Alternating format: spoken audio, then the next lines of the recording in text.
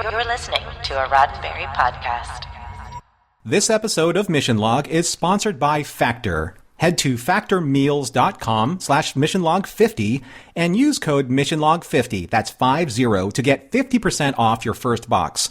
That's code missionlog50 at factormeals.com/missionlog50 to get 50% off your first box. Mission Log, a Roddenberry Star Trek podcast, episode 495, Fortunate Son.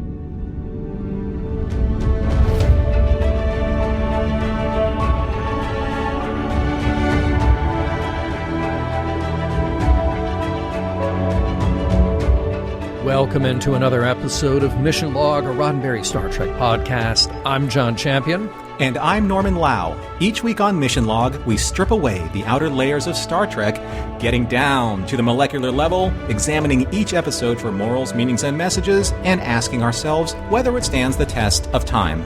This week, Harry Kim, we've got some good news and some bad news for you. The good news, there are beautiful women throwing themselves at you. The bad news, they're aliens who have manipulated your DNA and will kill you in the process. And that's how our favorite ensign becomes their favorite son, the title of this week's show. We'll have trivia in a moment, but first, a word on how to reach us. Mission Log is a conversation about Star Trek. Drop us a line at missionlog@roddenberry.com and join us on Twitter and Facebook at MissionLogPod. While you're at it, leave us a review and a rating at Apple Podcasts or your favorite podcast platform.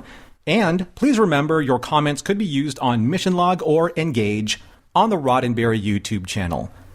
And now, here's John Champion with this week's favorite trivia.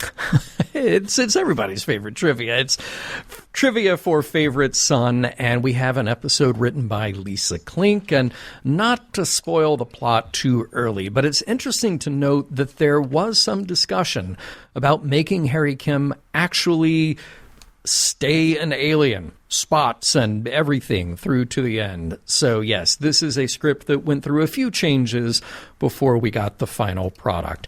It was directed by Marvin Rush, and you already know he's one of my favorite directors of photography in the biz, and every now and then he sits in the director's chair too. Prior to this episode, Marvin directed the season 2 episode Thaw, and this marks the last of his directorial work on Voyager. And let's meet our guest stars. There are a lot of them. We do have a few returning guest stars. Most notably, there's Deborah May as Lyris, and we discussed her long and varied career back in season 2 of DS9 when she appeared in the episode Sanctuary. Then there's the Nasari captain named Albin, played by Christopher Carroll, who we also met back on DS9 when he was a Cardassian in the 3rd season episode Second Skin. Now let's meet some of the newcomers. Harry Kim's mom, kinda, in a vision, is played by Irene Sue. And if you don't know her name, let me tell you that Irene is an absolute legend. Irene was born in Shanghai, grew up partially in Hong Kong, and then moved with her family to New York when she was 12. Studying theater and dance, she landed roles in a string of movies, including Flower Drum Song, when she was still in her teen years. Many features and TV appearances followed. You'll see her in some of my favorites like Voyage to the Bottom of the Sea, The Man from U.N.C.L.E., Mission Impossible, Wonder Woman, and Gene Roddenberry's show, The Lieutenant. On the big screen, she shows up in Airport 75, Down and Out in Beverly Hills, and the 1965 comedy How to Stuff a Wild Bikini, to name just a very few. There's Taemun, the only other guy on Teresia, played by Patrick Fabian. Patrick is very recognizable from recurring series work, including Working Class, Big Love, Veronica Mars, and a long run on Better Call Saul. And yes, even Saved by the Bell, The College Years, again to name a few. Patrick got his start on the stage in his home state of Pennsylvania, and he gained further recognition for stage work when he moved to California and started appearing with the California Shakespeare Festival. He tends to show up everywhere more than once, but not here. This is his only Trek credit thus far. Also on Teresia, we meet Rena, played by Kelly Kirkland, and she's had recurring roles on Grey's Anatomy as well, in addition to other shows like Ray Donovan and Bosch. Kelly also takes a turn with comedy with roles in shows like Workaholics, Brooklyn Nine-Nine, and Superstore. Eliane is played by Carrie Shane, and one of her earlier breakout roles was recurring on General Hospital, which then led to a recurring role on Party of Five. Carrie left acting for 11 years to work as a high-risk obstetrics nurse at USC, then returned to acting and currently appears on the streaming series The Bay. And finally, Mila is a relatively early role in the career of a model and actress who would headline a major franchise film just a few years later. That's Kristanna Loken, who went from a handful of TV guest roles on prominent shows to being the antagonist in Terminator 3: Rise of the Machines as the TX model who has to do battle with Arnold Schwarzenegger's T-800. Kristanna continues to work in both TV and film, taking turns with comedy in series like Key and Peele and Acme Saturday Night, and she is no stranger to leading roles, again in projects like Blood Rain and the series Painkiller Jane. Welcome to the Delta Quadrant. Has someone resequenced your DNA without your permission? You may be entitled to financial compensation.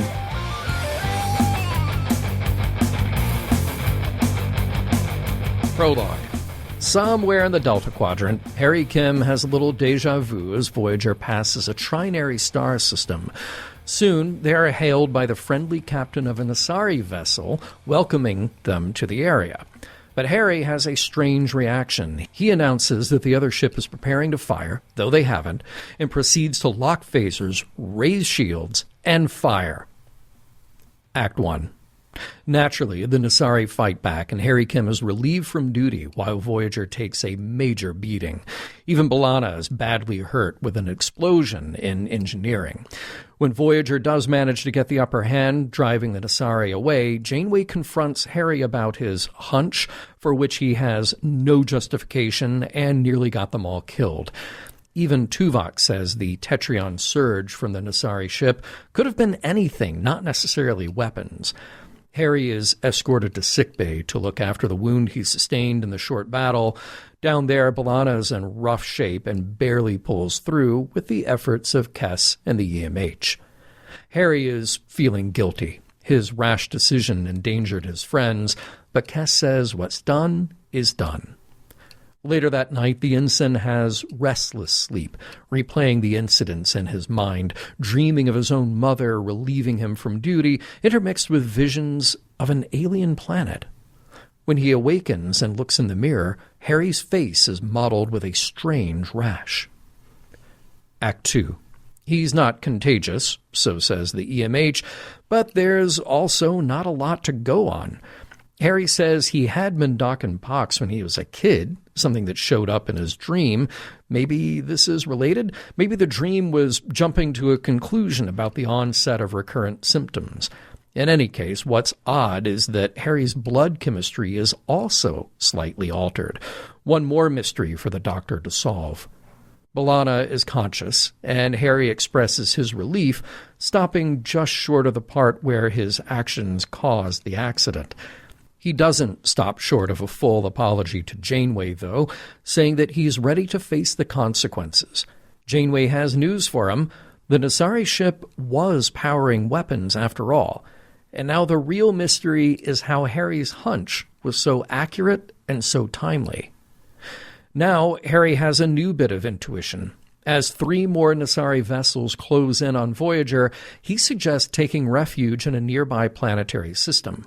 With no way to fight, Janeway agrees to Harry's plan.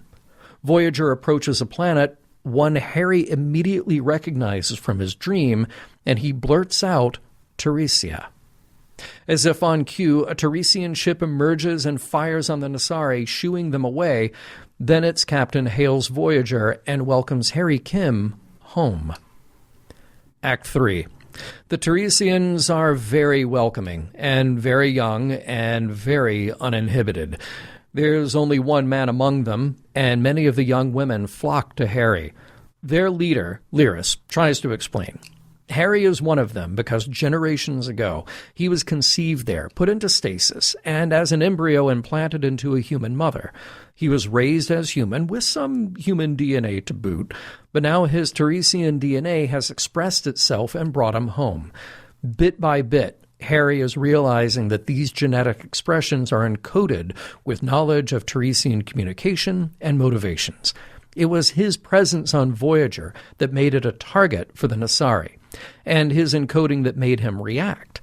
With him off the ship, it's not likely that the Nasari will attack Voyager again. Harry is welcome and encouraged to stay for a while, and so is Voyager, where the rest of the crew return safely in orbit of Teresia. On board, the EMH confirms most of what Lyris has said. Harry has a lot of Teresian DNA in him. Once the genes were recessive, now they're becoming more dominant. And on a more sophisticated level than human genes, they carry along certain information about the Teresians. So that leaves Janeway with the dual concern of whether Harry will want to leave and whether the Nasari will attack once he's on board. Since he's not, perhaps they can contact the Nasari now to make a truce. And as for Harry, he's surrounded by some of the young women of Teresia, catering to him while he listens to a story from the only other male around, a young guy named Tamon, who has a similar story. He was born elsewhere, but then something drew him to Teresia, and now that he's here, he's totally acclimated to the local customs, like picking 3 women to be his wives. The first is Malia, and she invites Harry to their wedding to be held later that night. In the meantime, Tamon encourages Harry to indulge himself with a massage from Elian while he ponders just how long to stay. Voyager has opened up comms with the Nasari, and it's much more friendly now. The Nasari captain assures Janeway that there is no more reason for hostility because they shouldn't expect to see Harry ever again. Nobody ever leaves Teresia, or at least that's the rumor. There may be some truth to the rumor. As Voyager approaches Teresia this time, a satellite Polaron grid has been activated, effectively blocking Voyager from getting anyone or even a message in or out. Act 4. Time for the old traditional Teresian wedding. Harry automatically knows what to do with the genetic programming, and this ceremony has everything. Candles, crystal gongs, face paint, giant number 2 pencils. It even has the groom blindfold. You know, it's that thing where the groom gets blindfolded as a symbol that he's no longer looking for a mate. Once it's over, Harry tries to call Voyager, but he can't get through. Lyra says not to worry. Maybe it was taking Janeway longer to negotiate with the Nasari. Cut to Janeway and Chakotay on Voyager discussing how to punch through that Teresian security grid. That's when the EMH has some news for them both. Upon further research, the whole Teresian story about Harry and his genetic makeup is a lie. True, he has Teresian DNA, and it is expressing faster and faster, but he picked it up very recently, hidden as a virus on an away mission. So the Teresians are making it more and more difficult for him to leave, all the while he's becoming more like them. Why? Back on the surface, Harry gets tucked in for the night by Elian. She's doing her best to get him completely relaxed, but when she's gone, his dreams are restless again. There's the pull between the pleasures of Teresia and the bond he has with his crew. When he imagines himself blindfolded the way Tamon was, he suddenly wakes up to find both Elian and Rina in bed with him. They are very insistent that he should marry them both over Harry's protest. So he seizes the opportunity by pretending that he's interested, especially in that blindfold binding ritual, which gives him the perfect opportunity to secure Elian to a chair and then knock Rina out with a heavy glass objet d'art. Now it's on to find Tamon to hear what he has to say about all this. Tamon isn't saying much, though, because he is quite dead. Act 5. Poor Tamon, just a desiccated, blindfolded corpse in his bed. In comes Malia, and Harry surprises her, demanding an explanation. She says that her people need to denucleate a lot of cells to keep their species going, and they look everywhere for a suitable DNA match that can be transformed just as they are with Harry. In walk 2 more Teresians, but Harry escapes, determined to find a way to contact Voyager. And fortunately, Voyager's crew are on the same page, making their way back to Teresia to punch a hole in that security grid and beam Harry out. Just as they do, a Teresian ship is deployed to stop them. Harry has his hands full, getting a beat down from the women of Teresia and their giant number 2 pencil staffs. When it looks like they have the upper hand, he is beamed out by Voyager just in the nick of time. As Voyager tries to escape, 3 Nasari ships close in, perfect timing to take on the Teresian ship and give cover to Voyager's escape. Later, when Harry is back to himself, genetically and otherwise, he sits in the mess hall and tells Neelix and Tom of the story of Odysseus's encounter with the Sirens. He was in a similar situation with the Teresians, and it wasn't just the women. It was the appeal of a new identity, the confidence that came along with it. He even says that he wanted to be more like Tom since they met, and it's Tom who says that he wanted to be more like Harry. The end. That was a fantastic recap, John, and I know that... Stop. No, I mean, you're our favorite recapper, so that's all I really have to say before we jump into observations, because I wanted to make sure that people understood just how difficult it is to navigate through all of the naming conventions that we have in this episode. It's like, you practically have to have a genetic infusion to be able to keep the Teresians and Nasari clear in your head. Just to be clear, you needed to denucleate the names. I needed to denucleate, pretty much, in order to get through it. Yeah. Okay, yeah. Right at the top, I love how Tuvok makes deja vu sound terrible. Like, leave it to him to just take this very interesting, fun thing and just make it sound awful. And Janeway has to step in like, oh, cool, it's deja vu. Way to go. Tuvok says early that he says, tactical control has been moved to the ops station. Our weapons systems are charging. Is this a thing? I guess it is now, yeah. Because the way I see it, so Tuvok and Harry are separated by 2 separate stations, and there's a long LCARS panel manned by other people. So Tuvok's security station is all of a sudden rerouted by Harry, Ensign Harry Kim, to his station and fires, without orders, on another ship. Yeah. How do those controls work if he is a ops station and Tuvok is a security station? Yeah. Well, I feel like on the one hand, the interesting thing about LCARS is it can constantly be reconfigured. Like, any station on the bridge could be whatever station you want it to be, but it also sounds like a really bad idea that there wouldn't be some kind of a control to do that because, you don't want people to, no, I'm the security officer now. No, I am. No, I've got my finger on the trigger. No, I do. Yeah, like, that's not good. No one should ever be able to abscond with the big red button. No. But that whole sequence, I feel like really good action right up top. Yeah. There's a lot of moving camera and just kind of an intensity to all of that. Yeah, I like the effects. I like just the way it was blocked. It set the tone right, for that sequence. Yeah. But here's the other thing that just kind of like it pops up every once in a while. When security officers have to take main characters off the bridge, I mean, we're all under the impression that this is real. Or the stories are, they're the in-universe real. So Harry would know, like, everybody. And he likes being liked. It must be tough for a security guard to take somebody away off the bridge, right? Yeah. You're like, hey, Phil, how you doing? Dude, I got to take you off the bridge. Right. Like, yeah, I know. It's like, it's not my fault. I don't want to do it. I'm ordered to do it. And it's like, no, I get it. It's my fault. Don't feel bad about it. And then now I got to take you to sick bay, and I got to wait for you, and I got to take you to the bridge after that. Right. Yeah. But you know what? It's not hard for other people on the bridge to object to security taking somebody away because, look at Tuvix. It's an interesting little pep talk that Kes has with Harry. She's like, you can't undo what's been done. Like, you're absolutely right, Kes. You are 100% correct. But that is a weird kind of feel-good thing to say. Like she's right. But he did seriously act out of line, open fire, and nearly got a crewmate killed. That's.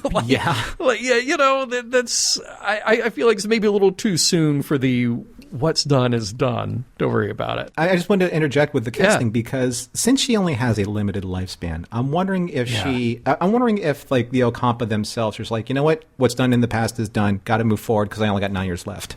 Yeah, and what's in the past is literally like 30 seconds ago. Yeah, exactly. So, maybe that's it. Time is compressed because they live such a short lifespan.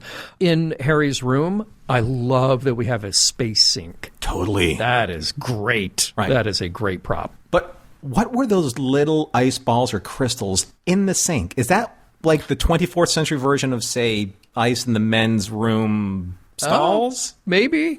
Are they air fresheners? Could be. Could be. Well, it makes it spacey. So it's a space thing, I do wonder, and we may mention it again later, but the rash, is it a little too Trill-like?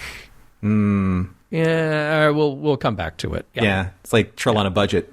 Yeah, right. Okay, so I've mentioned this before, and I really do think that there was a really nice trajectory with Harry and B'Elanna just on their on-screen chemistry. Every time they come together, and it may be just Roxanne and Garrett having natural chemistry, they always seem right with each other. They always seem like their characters just belong with each other. I don't get that from Tom. I know what's going to happen, folks, so no emails, please. But I know that when we first saw Tom and B'Elanna together in Blood Fever, it just wasn't quite there. But every single time I see Harry and B'Elanna together, I'm like, aw. He brings out a kind of sweetness in her. Yeah. That's nice to see. That goes all the way back to Caretaker. Yeah, it really does. Yeah, absolutely. I loved when Harry is describing his reaction. He's full of suspicion and loathing.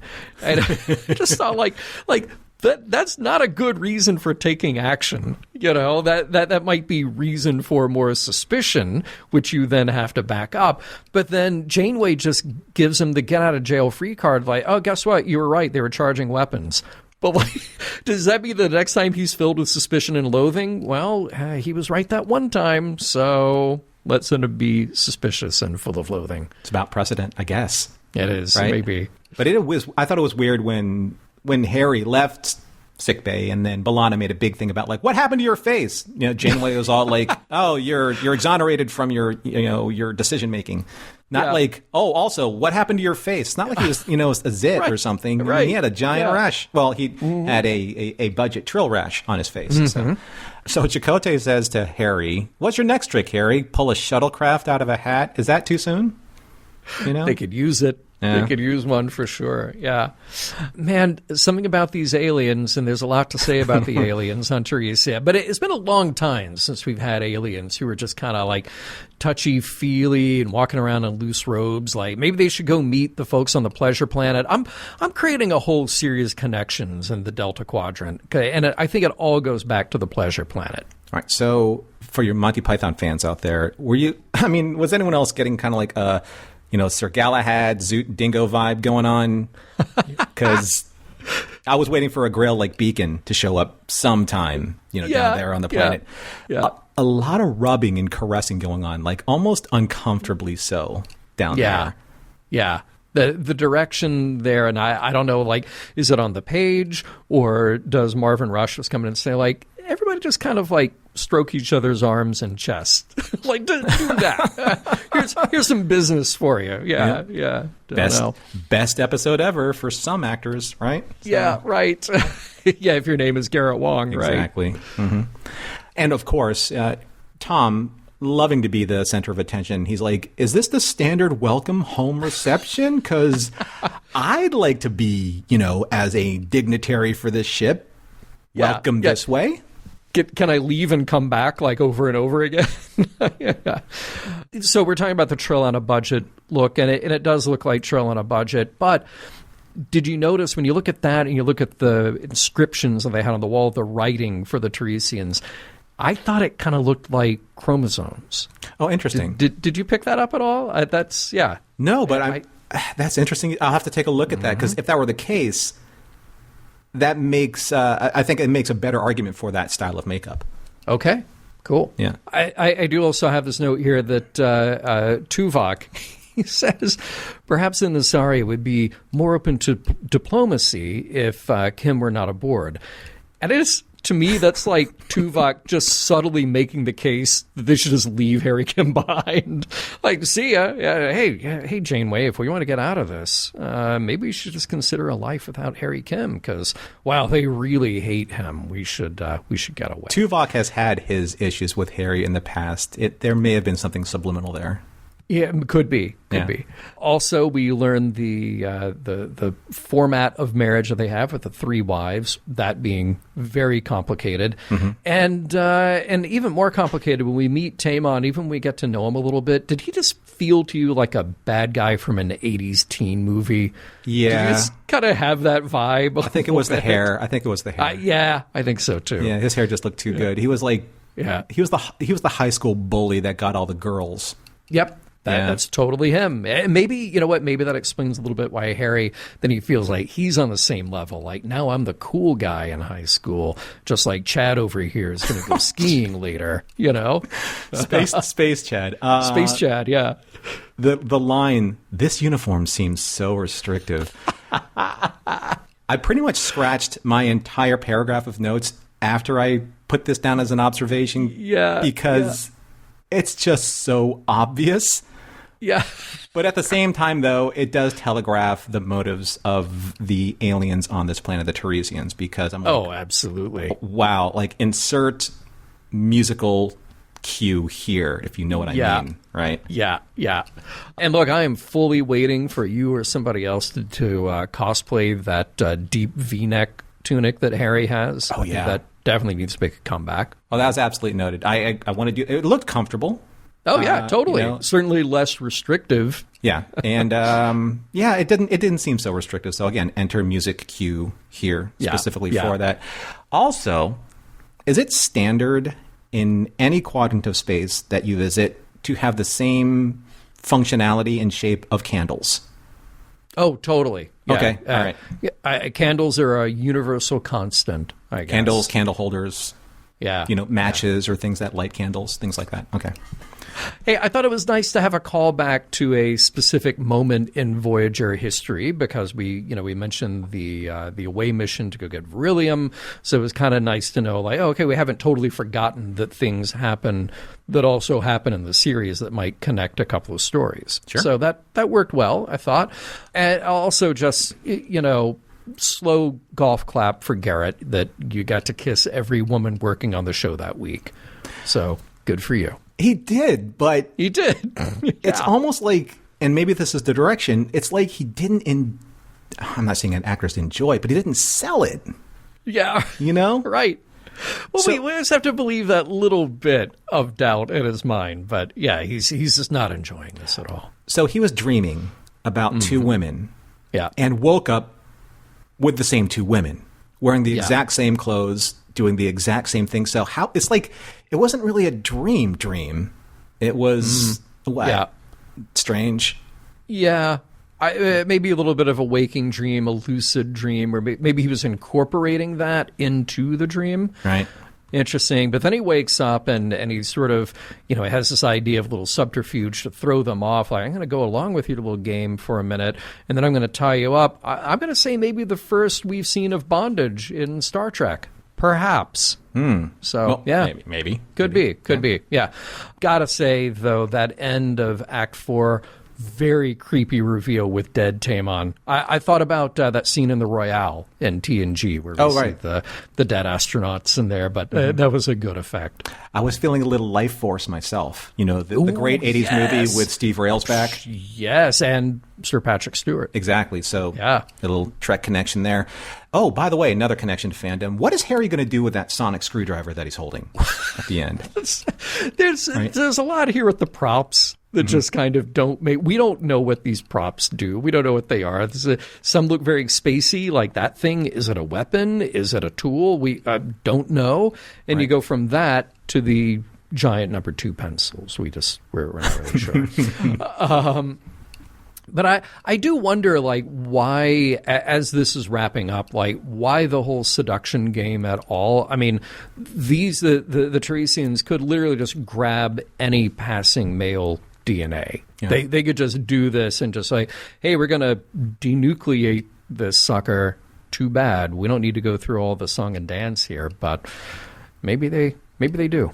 That's a big word, denucleate. Yes, yeah, I love it. It's a made up word. I'm gonna use it from now on. I love the ramming speed through the Polaron shield effect for Voyager. Yes. I thought that was really good. The sequence was good. Cool. Those effects were great. I did like, and you mentioned this in your recap, I like that Harry was talking about, Odysseus' journey, through the sirens and that challenge. I personally think that this was more of, analogous to the Lotus Eaters, but that's just me. Oh, yeah. Cool. They could have gone with that. Yeah. And then, so Harry's looking for some validation at the end. So there's nothing appeals to one's own insecurity of always being seen as a child, as having, say, I don't know, your cheek pinched by, say, an older uncle like Neelix. Yeah, no, I've never experienced that, Norman. I have no idea what you're talking about. Harry Kim understands that whether it's favorite son or fortunate son, you just have to keep saying to yourself, it ain't me.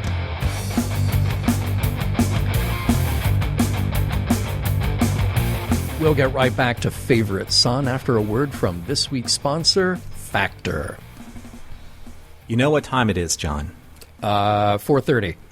It is 4:30, but in summertime. Okay. Summertime, yep. Yes. So it's summertime, and some of you might be looking for, I don't know, wholesome, convenient meals for those sunny, active days when you're out and about, walking around the beach, going to a pool, maybe going to a party. Factor, America's #1 ready-to-eat meal kit, can help you fuel up fast with flavorful and nutritious ready-to-eat meals delivered straight to your door, so you'll save time to eat and, well, stay on track reaching your fitness goals. Yeah, I love to cook. I really do, but I'm very busy, and I don't always have time to go shop and do the whole thing. I go to the grocery store and chop and prep and clean up and all of that stuff, and also ensure that I'm getting the nutritional quality that I want.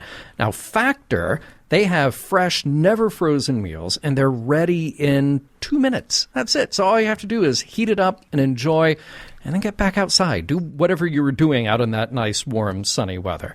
Now, if you're looking for different kinds of meals, they can accommodate you. Let's say you're looking for calorie-conscious options. Well, you can have delicious dietitian-approved calorie-smart meals. They have right around or less than 550 calories per serving.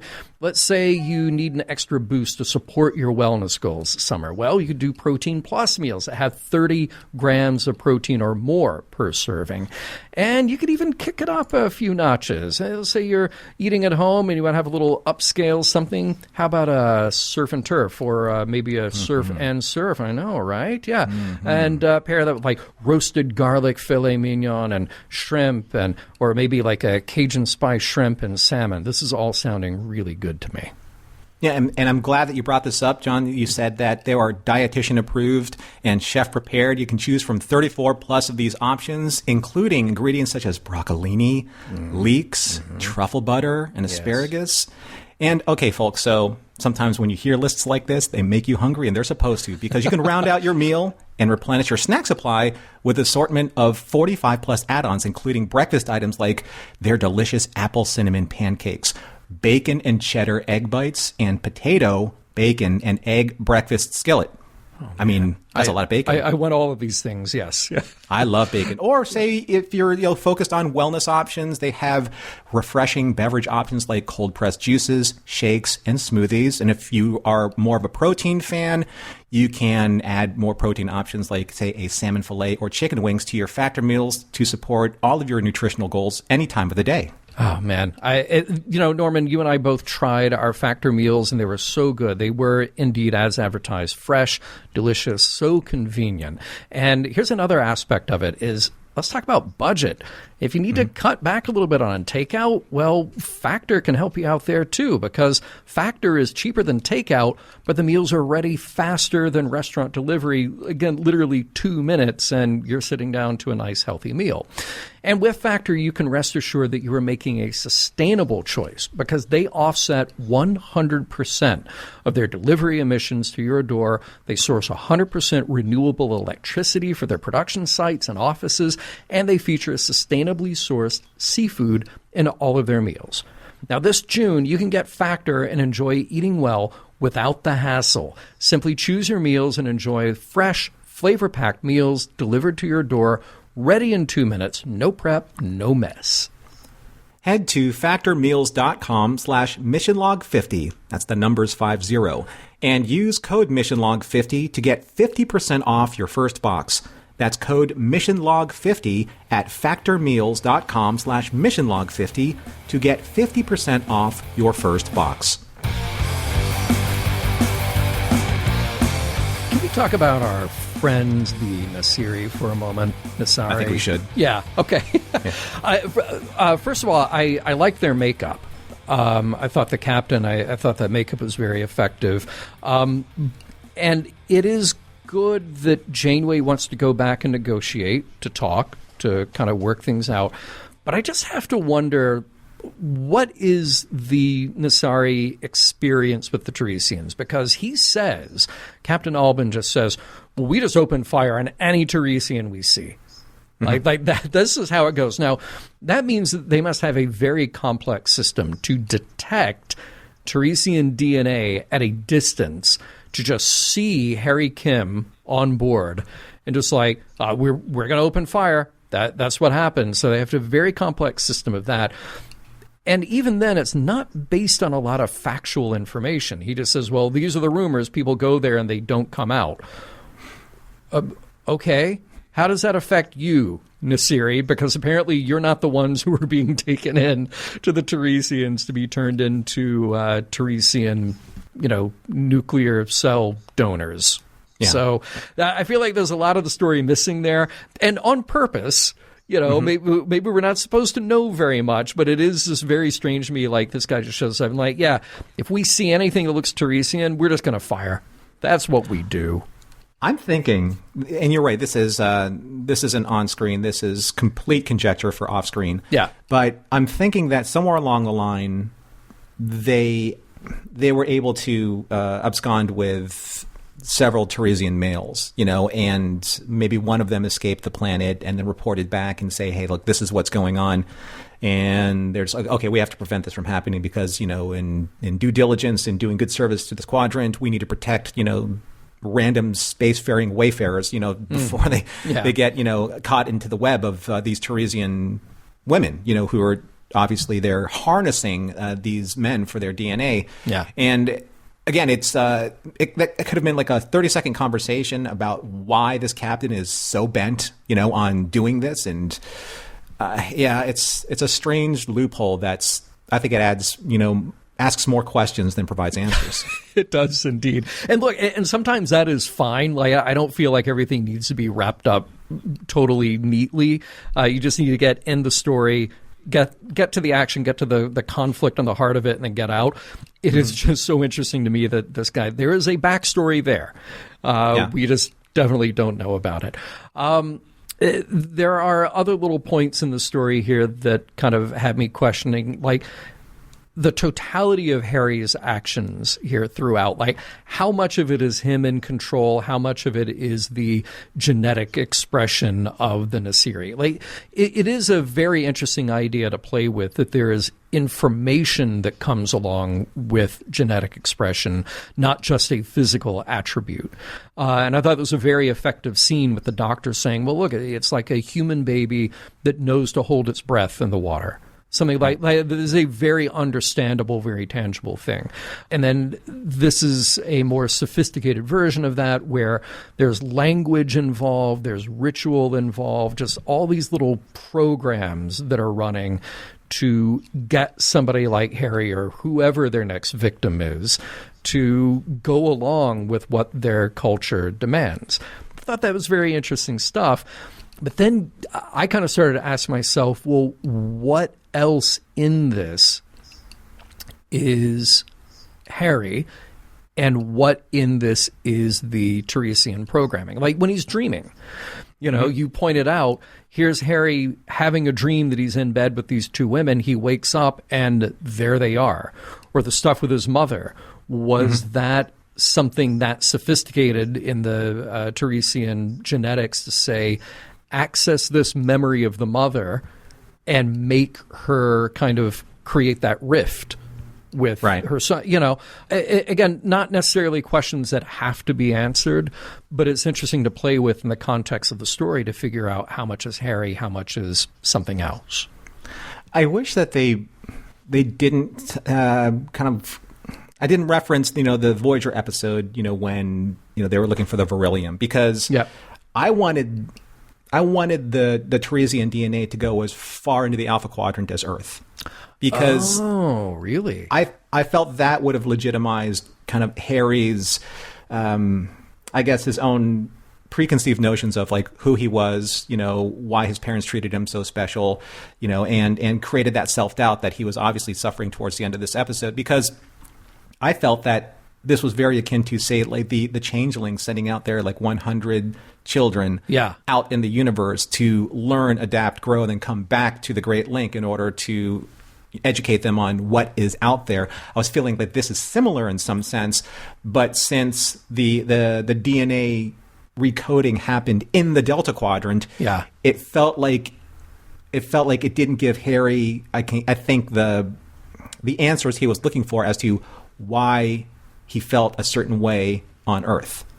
That is one of the more interesting things here, which is it's when Taemon is having that conversation with him. Like, did you excel at something? Like, music and math, and these were things that were in my head. And not like my family, because my family was tone deaf, but I excelled in these areas. And I thought that was cool because, well, if you're buying the story as it's being told to you, then, like you're saying, this is a really wild sci-fi construct that, they had gotten all the way to the Alpha Quadrant. And, you're on the same page there with Garrett and Lisa Klink, which is, no. Let's explore this alien thing to its fullest. Like, we really are making Harry Kim an alien here. At the same time, though, I like the idea that this is his own kind of cognitive bias. It's like he's hearing what he wants to hear, and he's just filling in the gaps himself, which is also a very human thing to do. Taemon is planting the seed unknowingly. He's planting the seed to say, oh, no, you excel at something. You're not like the others. And of course, it's a very appealing thing to hear for anybody, but especially a guy like Harry. And I thought that is the whole structure of how these things work. A couple of weeks ago, we were talking about the appeal in Unity of the Borg and how they feel embraced by this lack of loneliness, this camaraderie, because they can hear each other's thoughts. And that's a very powerful draw. And now we have this whole other way to lure people into this cult-like environment. Of course, the men don't last too long in the cult, but here's this whole other way to lure them in. And it's not just the sexual aspect. It's not just appealing to this kind of, there's this very obvious desire, like Harry Kim, wow, he wakes up the two women in bed with him. Great, good for you. But there's also this thing where it's this praise factor and this sort of making him special and making him buy his own specialness in there. And it's not to say that Harry isn't special, because he is. But it's a little unfortunate that there's this falsehood to the expression of that in this context.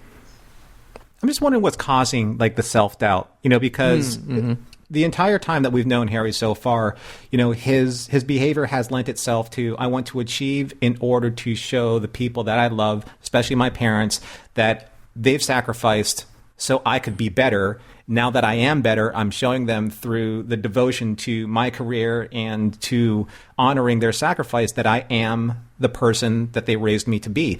So I'm going to speak about this later on in Morals, Meanings, and Messages, because, again, it's a very personal story to me. But I'm just wondering where that self-doubt comes from, because he has been praised for his efforts, and he has been given the benefit of the doubt more times than I think that any other person on the ship for not, I wouldn't say like living up to the Starfleet code, but for maybe being kind of like put in positions where his immaturity has gotten the better of him. And it's like Janeway gave him a pass on the bridge after firing on this ship. It's not like he immediately went into into custody. She was like, I need to figure out what happened, because obviously this isn't you. Yeah. And then don't even get me started on the whole, his mom is uttering the words of Janeway in his dream.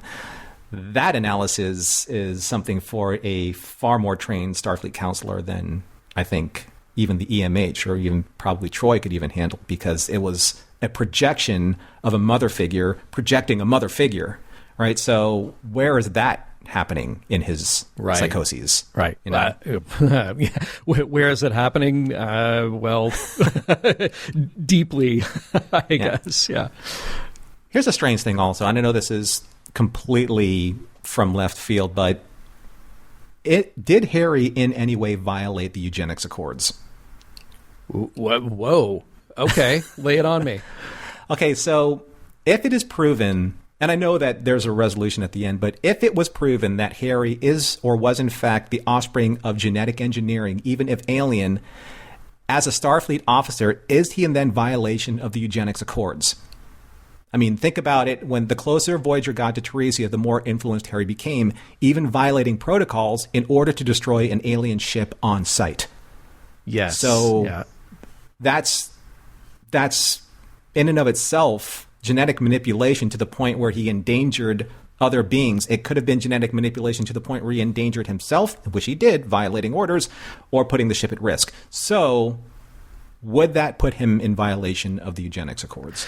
So, interesting question. I mean, Harry isn't responsible for, again, this is why I brought that up, but how much of this is Harry, how much of this is direct action taken by the instructions in that Teresian DNA?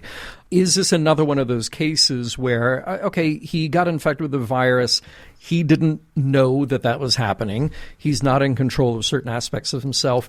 How much of this do you let slide? Because you can't necessarily put a finger on how much is him and how much is outside influence. I would say that maybe Harry has less responsibility here than, that EMH reprogramming his personality with the negative attributes of these great characters in history, Mm-hmm. Look, we've pointed out so many times in Star Trek where you have a lead character that does something dangerous that endangers other members of the crew, but then by the next week you just have to let it go and say, they weren't really responsible for it. We can't really punish them because that interrupts the flow of the show, so I guess not. That's a great point that you bring up, and to the credit of our Discord community, during one of our After Darks, that this momentum has happened over the last 3 or 4 episodes where somebody, a major character, did some harm to somebody, another major character, and then we just have to accept that as being the case since they were out of control of their own actions, out of control of their own decision-making process. But at the same time, though, they did do harm to other people in the process of being out of control. So, yeah. But the thing is that that's usually spaced out over the course of a season of the series. Right. We've seen 3 episodes in a row. Yeah, Chakotay did it in Unity. Yeah. Yeah, and then Vorik did it to B'Elanna, and B'Elanna did it to Tom in Blood Fever. So, there's definitely a momentum going on here. I wonder what's going to happen in the next episode. All right, class, pencils down. Let's find out what everyone has learned from this episode.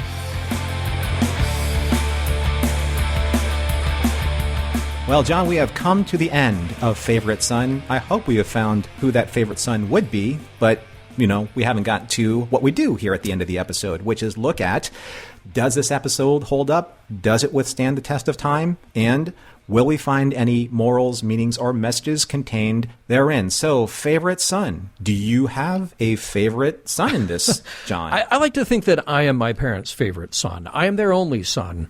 But by default, that would make me a favorite son. So I can relate to Harry here for sure. All right. Well, that makes you a champion, by the way. Well, that too. Thank you. What I like about this episode, we got to make Harry the center of the story. That's cool. And we build a little air of mystery around what's going on with him. That was kind of cool, too. And yeah, it may just be some more alien possession stuff happening with him, but he's good. I think Garrett carries that pretty well here. Then I asked myself, like, how much are we actually going to do to Harry Kim? Like, let's say we kill him and resurrect him, we kill him again and replace him. And now he's got alien DNA possessing him. And that old meme that we had, O'Brien must suffer. Well, now you got Harry Kim. So all that suffering we can just layer on him. If I'm being generous, I feel like there's an element to this story that I appreciate because it feels like a throwback to like a 1950s pulp sci-fi story or movie.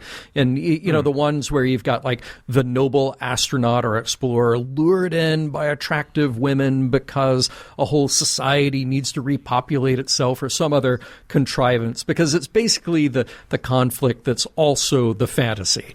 Like, oh no, a whole planet of women needs a man. But this one is dark and creepy, and he's just being used for parts. Like that. That's such a it's this throwback kind of idea that is rife with all kinds of problems. But there are a lot of sci-fi stories, a lot of movies like that a couple of generations ago. In the end, though, when you look at this episode on its own merits, and also as a slice of Voyager and the bigger story that Voyager is telling, I feel like it never quite comes together because it's never quite weird enough. It's never quite scary enough. It's not quite sexy enough. It feels like there were some interesting ideas that were being toyed with here, but they never quite gel. They just never quite make it into an episode that will, as we like to examine, stand the test of time. I don't think this is one that will. So what about you? I'm going to have to agree with you there. This is a no for me. And I think the episode is messy. I don't think I've used that to describe an episode before, but I felt that everything, I think it doesn't come together because everything's so telegraphed, right? You can almost tell from scene to scene or from act break to act break what you can expect, because it's a pretty rote episode. By the time we get to the Taman's death, you're like, oh, well, that was coming, because you're literally like laying out almost strand for strand the web of seduction to the vampiric flies, or the vampiric, nature of, the spider and the fly analogy with the Teresians were the spiders. And all of a sudden, you're in the web. Yeah. And then all of your whatever is going to be sucked out of you vampirically. Again, and that plays great to your analogy of the 1950s pulp sci-fi story, because I think that's very apropos. But for a Star Trek episode, it just has very little cohesion to all of these elements. And, I think the Star Trek audience, even at the time, in the late 1990s, you have a sophisticated audience that I think may have been watching this for like, okay, so what kind of a story are we telling here? And I have to bring this up because I think that this is probably the biggest issue of why this episode doesn't work. It's because of the overt sexuality that literally takes you out of the seduction element of this episode. It doesn't work. It's overdone. It's forced. It's heavy-handed. In many ways, it's insulting, I think, to a sophisticated audience. Yeah. Because you're watching it and you're like, okay, how many times do you have to see one's chest be rubbed? How many times do you have to see one get a back rub? How many times do you have to see the deference of women to these two men in a scene? How many times do you have to see the tropes abused because it's supposed to tell and paint and set the tone for this layer of the Lotus Eaters or the Siren song that Odysseus couldn't leave? We get that. You only have to do it once and do it well, because the more times you do it, the more obvious it is. Right. And I think that was the problem with this. You can't again, stuff grapes down the throat of Harry Kim, give him a back massage, give him a foot massage, and have him respond to it seductively like he's enjoying it when everything is so heavy-handed. And I think that that's where I'm like, you know what? I'm out. Yeah. You just lost me on this. Yeah. And I think the most critical thing I can say about this episode, if you skip it, it changes nothing. That's, for me, in a story, even with... Because Harry Kim's story is reset at the end of this. No harm, no foul, DNA change, no big deal. We're just going to move on. I think that if you don't watch this episode, you would never know the difference. And I think that that's my biggest problem with it. But do we learn anything from this episode, like a moral or a meaning or a message? Do we? And I'm not convinced that we do necessarily. No. I mean, look, I appreciate the idea that Harry has to keep his wits about him, to not just accept what's going on, and even in the face of great temptation.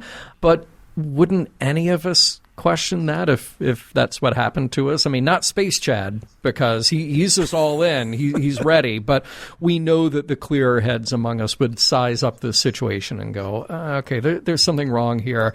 I should probably look this particular gift horse directly in the mouth. I'm kind of amused by the casual acceptance of all of this new information. Like when the crew is first figuring out, and specifically the EMH and Janeway, when they're first figuring out what's happening here with this story with the new alien DNA, it's like, Harry's an alien now, and everything we know about him was wrong. Well, let's just let him hang out on the weird sex planet for a while and just see if it's right for him. We don't want to get in his way. There's like a fun version of that I appreciate. But let's talk about Harry. Poor Harry Kim. Is this the kind of validation that he needs? Like, has he truly not found himself yet in all the friends that he's made, the serious stuff that he has gone through in the Delta Quadrant, like dying and coming back and dying and getting replaced? Like, he has had a rough time. Even think about going that time that he went back to his girlfriend. And do we even remember that he had a girlfriend? There's no mention of Libby in this at all. Mm-hmm. I'm waiting for the episode where Harry needs to dig in deep to find some self-confidence on his own. And like you just said in your wrap-up a moment ago, you can skip this and not miss it.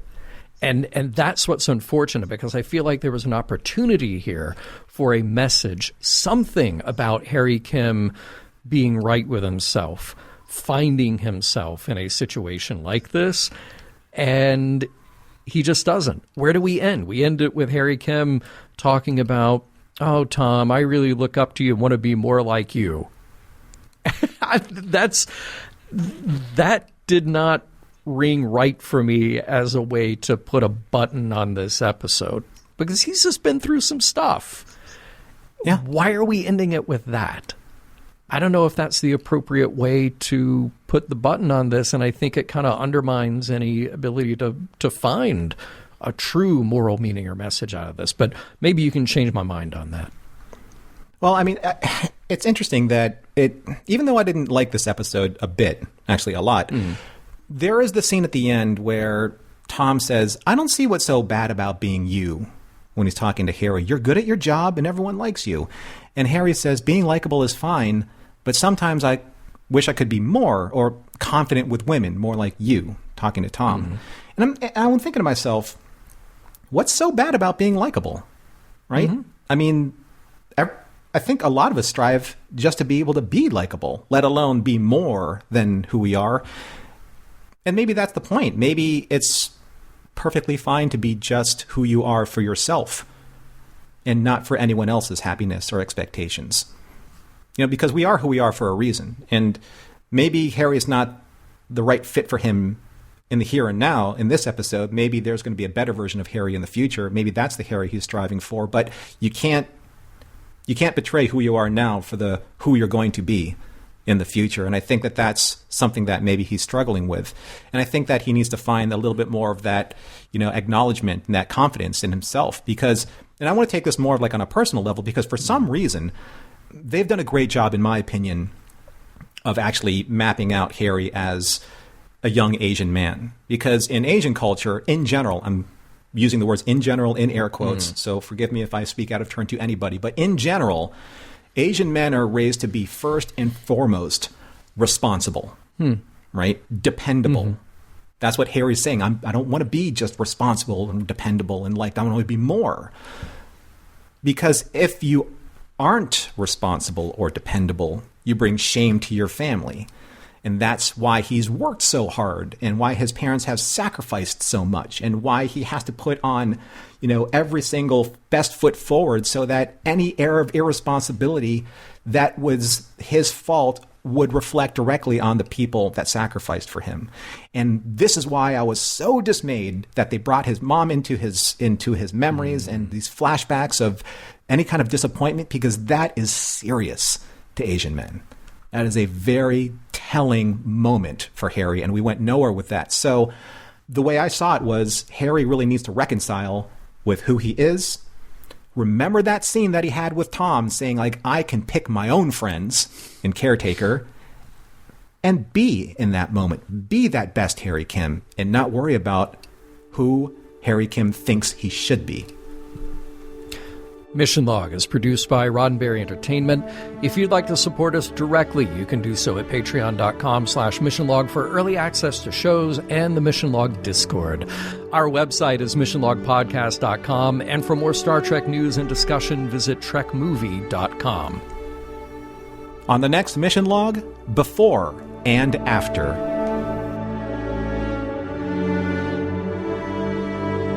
Some of the music for Mission Log provided by Warp 11, online at warp11.com. Special thanks to consulting producers Adam Brusky, Matt Esposito, Homer Frizzell, John Mann, Mike Richards, and Mike Schabel.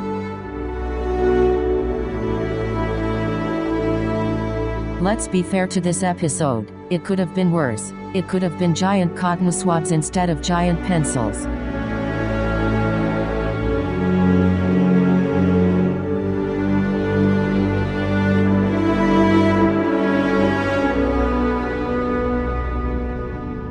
End transmission.